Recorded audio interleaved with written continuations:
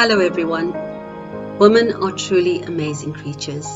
Tender beauty and strong character, sharp mind and loving heart, endless devotion and unshakable dignity. There are so many things that need to get together in one person. Today, in honor of all women and to commemorate Women's Month, I would like to share a story that imagines how God created woman and hints at the mystery of a woman's soul. One day, Adam came to God, asking to create a partner for him because he was tired of loneliness. After considering it, God decided to create a woman and wished to create her wise and harmonious. So, he took a little bit of gentleness and tenderness from the morning dew and added there a little bit of strength and stiffness from the rocks which formed the mountains. Later, he took a little bit of assertiveness from the water flow and a bit of flexibility and pliability from the clay, a bit of kingship from the lioness and a little of the meekness of the dove, a little bit of kindness and warmth from the evening sun, and added there a couple of drops from the vile severity. He took equal parts of endurance of the ox and fragility of a wild flower, the mystery of the night and the clarity of the day. He added to his masterpiece a little bit from the twitter of the birds and from the silence of the celestial heights. For courage, he added defenselessness. For sharpness, naivety. He wanted to add some other qualities, but he changed his mind. He decided to leave an empty space for creativity of spirit. For the last strokes, God gave his masterpiece 2 talents. Be a good mother to her children and a good wife to her husband, so that the woman, by inexperience, wouldn't mix those talents. God divided them and hid them in different parts of her nature. By putting all these qualities together in a woman, God breathed life into her. So the woman, spirited and full of life, stood in front of God as he created her in the fullness of herself. She wished to look at herself immediately. That is why she glanced at her reflection in the waters of the lake and smiled, because her appearance was so beautiful. She was happy, but soon she glanced inside of her dip and she was frightened of what she found inside. She turned to God with bitterness in her voice. Is that something you can call harmony? How can I combine so many opposites that are inside of me? And where is the wisdom that was promised to me?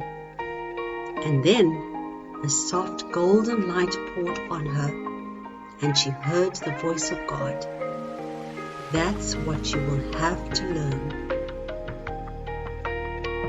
I wish you all a Women's Month filled with joy and wisdom. May God pour his soft golden light upon you. Hello everyone, my name is Shirley Hendricks and I belong to the parish of Corpus Christi in Wynberg.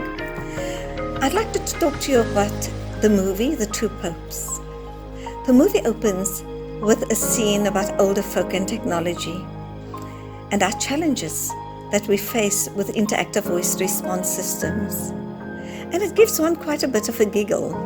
It also portrays the impatience and indifference of some call center agents in the industry.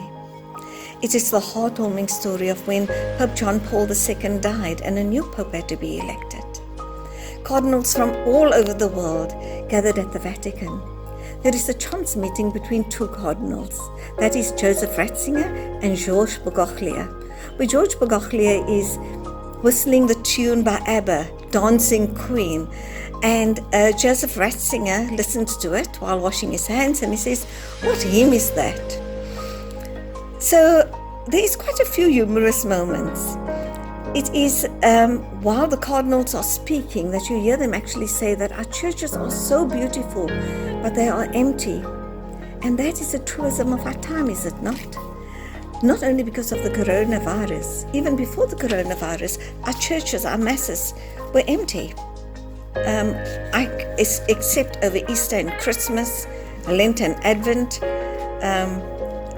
most of the time the churches are half empty. As a Catholic, I was quite excited watching the movie the first and second time round when the cardinals went to cast their votes. And I remember watching the news at the time when it actually happened, to see the white smoke rising from after the vote, signifying the election of a new pope. It was interesting and wonderful to watch the process of the election during the movie. I felt that I was one of them in that room. What a heavy feeling when black smoke was emitted, and I felt then that I was one of the crowd as well. As the election, when the Pope appeared on the balcony, Pope Benedict, excitement, relief, joy, absolute unadulterated joy, as life resumed normality for us Catholics. Then a while later, Cardinal Bergoglio wants to retire and writes a letter to the Pope. But there is no reply for a while, and he then books a flight to visit the Vatican for an interview with the Pope to plead his case, to sign his release so that he can retire as a cardinal. You see, everybody's human. The holy men and women also sometimes have doubts. After he books his flight, however, he receives a reply from the Pope requesting an audience with him. From this movie, one cannot argue that God's finger is in absolutely everything that we do. We cannot argue about this.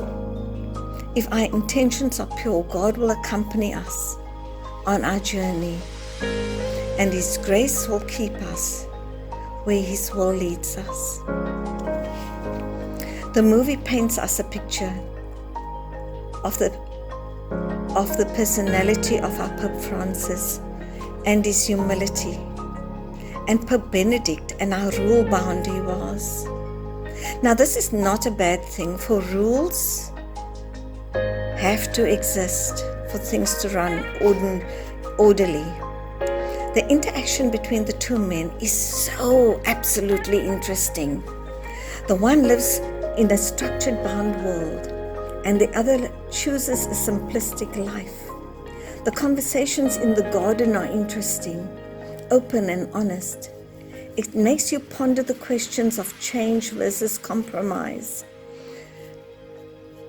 Portray the parts of both men of faith in a brilliant way. In their conversation and argument, which is sometimes quite heated and deals with some very, very sensitive issues, I recalled many issues from way back when as they mentioned it. There are many questions and snapback answers in this movie, and it keeps you riveted. I think it is because we are Catholic. It touched and saddened me that this was a rather lonely life, the life of a shepherd leading his flock, his universal flock.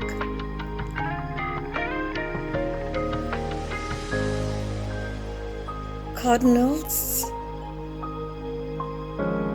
are on the ground with the people, and Cardinal Bergoglio at the time had a vast experience of life, of people on the ground, of sport, and of life's real issues. Whereas Joseph Ratzinger was very rule-bound and almost distant. What I found extremely beneficial was to hear the Pope say that sometimes it is hard to hear God's voice, to hear Him speaking to you. And sometimes I have that. Sometimes I feel that I cannot hear God's voice. I cannot hear Him speaking to me.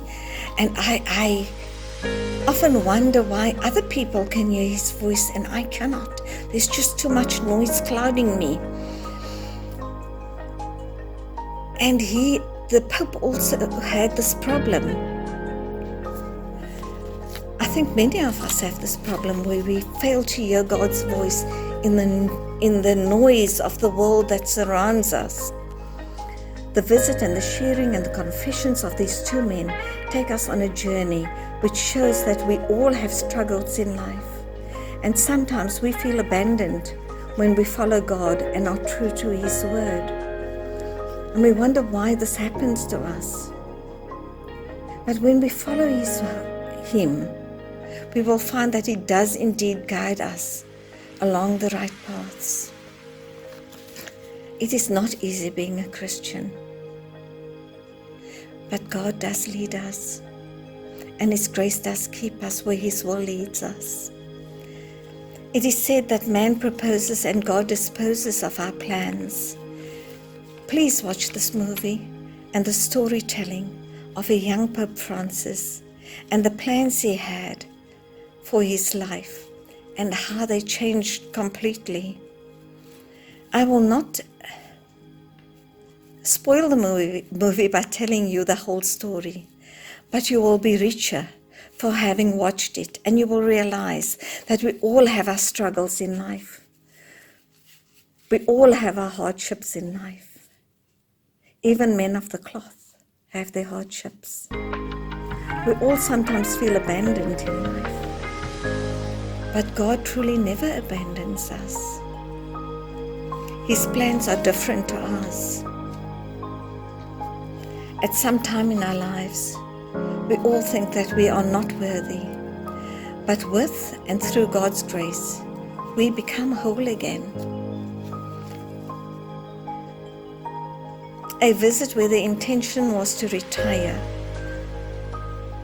was transformed into a friendship and the eventual appointment of a new Pope, Pope Francis. This friendship blossomed through honesty with each other and carefully respectful conversations, which one could see becoming easier as the days passed by.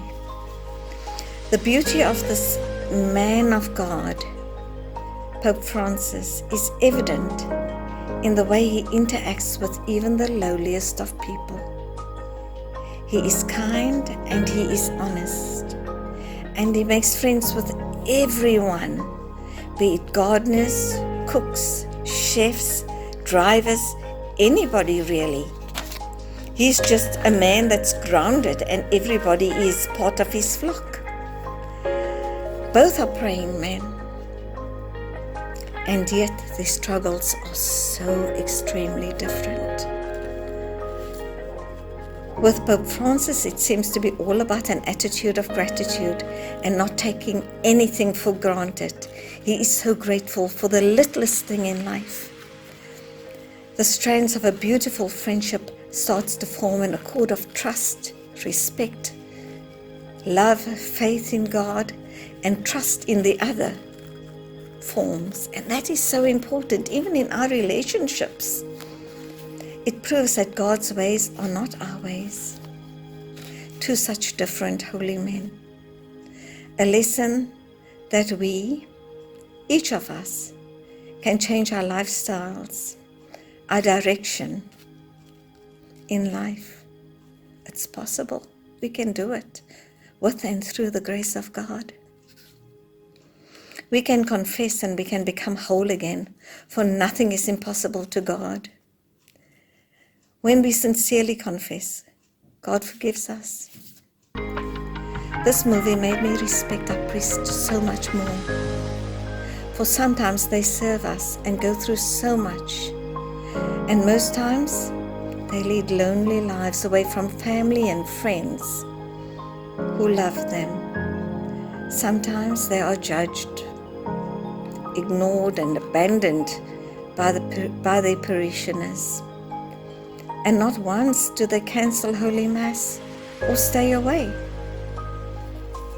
There is a joke about a priest who was awoken one morning to get ready for the day, and he says, "I don't really want to go.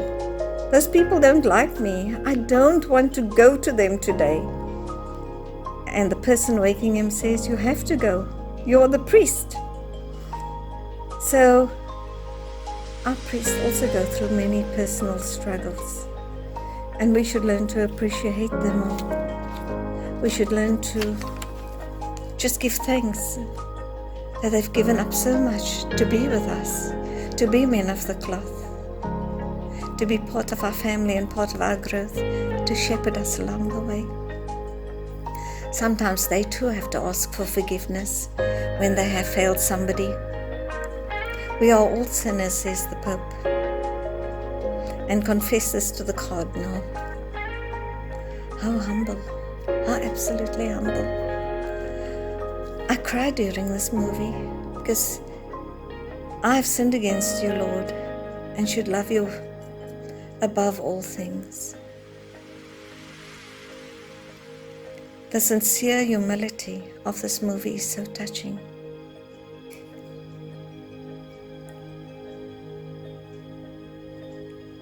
Bogachle says to Ratzinger, you forgot to love the people you were meant to protect. You forgot to love the people you are meant to protect. That is one of his statements to the then Pope. And Joseph Ratzinger says, I ask forgiveness. Sincere pleading. And then comes absolution.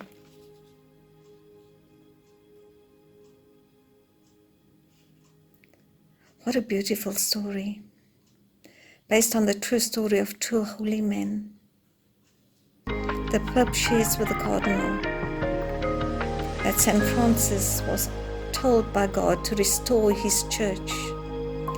He thought it was bricks and mortar. He may have made mistakes and got things wrong.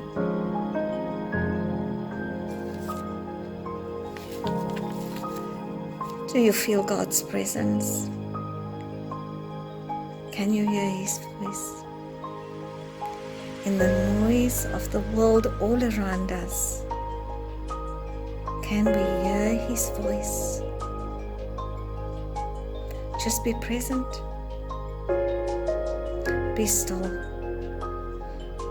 And know that God is here. We just need to reach out and to touch him. Have a good evening. God bless you. Goodbye.